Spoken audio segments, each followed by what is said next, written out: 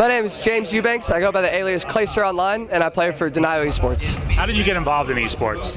I got involved in esports back in the early Halo days. I kind of found game battles online and saw that there was a tournament going on, and it was back in Halo 1, Halo 2 days and I kind of saw it and was like, I want to do that one day.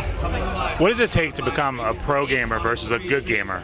You know, I've always been a very good gamer. I've been playing video games since I was 6, 7 years old, so, you know, it comes naturally to me in a way. It's kind of like instinct at this point, but to get to that next level, you really just kind of have to be dedicated. You have to critically think about the way you're playing the game and, you know, almost see it as like a math formula. Like, I'm adding 2 + 2, but it's not equaling 4. How do I get that 2 there?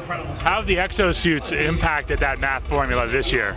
You know, it's impacted it a lot. It's changed a lot about Call of Duty. Call of Duty used to be about setting up and being very stationary, and now with the exo movements, you know, people are flying all over the map, dashing everywhere, and you just have, it's a lot more fast-paced now with the exos. How has the competition evolved over the last 5 COD championships?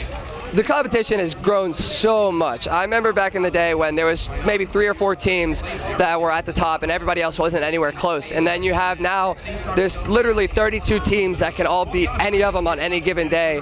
And those are just the top 32. I guarantee you can find even more teams past that that can compete at the highest level. What advice would you give to someone who wants to become a pro gamer? You know, just don't get, you know, unmotivated. You just have to stay motivated all the time and like set your sights on something. Be like, I want to place top 12 at a tournament, and then once you do that, now I want to place top 6, and then I want to place top 3, and work your way up. You got to do it in stepping stones. You know, you're not going to just start playing and win a tournament right away. You're going to have to be in it for a while, put in the time, put in the work, and eventually it'll show. What's your life like, an average day in your life as a pro gamer? You know, I'm not a very good morning person, so I usually sleep till about noon, 1 o'clock, and you know, get up, do my daily routine, run some errands, get some food and stuff like that, make a YouTube video, and then around 5 or 6 o'clock is when my team usually gets on to practice. We all get on, we practice for about 6 hours, so from 5 or 6 to about midnight sometimes, and then I'll just relax and cool off and play some other like fun games that are not competitive, you know, that I just enjoy playing, and you know, then go to sleep and do it all again. What do you play for fun to get your mind off of COD? Yeah, I've been really enjoying this new game called H1Z1. It's a zombie survival game, and it's really just for fun. Like, it's not very skillful or anything like that, but I have a blast playing it, and you know, my stream loves watching me play it, so it's fun to play late nights. How important is teamwork when it comes to competition like this with so much money on the line? Teamwork's everything. It doesn't matter how good you are. It's shown by some of the results here. Some of these teams that got knocked out early in the tournament have great, talented players, but there's no chemistry, there's no teamwork, and teamwork, I would say, is more important than talent. What impact has having a live audience this year had for you guys when you're up there? I enjoy the live audience a ton. I love seeing the crowd get hyped when we do something good, or the opposing team's crowd when we do something against them, they get all deflated. It just kind of helps you, gives you some motivation to play even better. We've seen League of Legends, Dota 2 sell out soccer stadiums. How big do you think COD could be moving forward? I think COD could turn into something really big.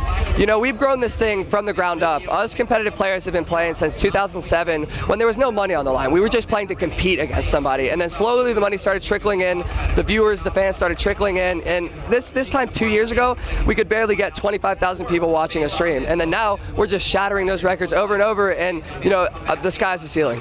You see this game especially being a nice into esports since people understand Call of Duty more than like a Dota or a MOBA?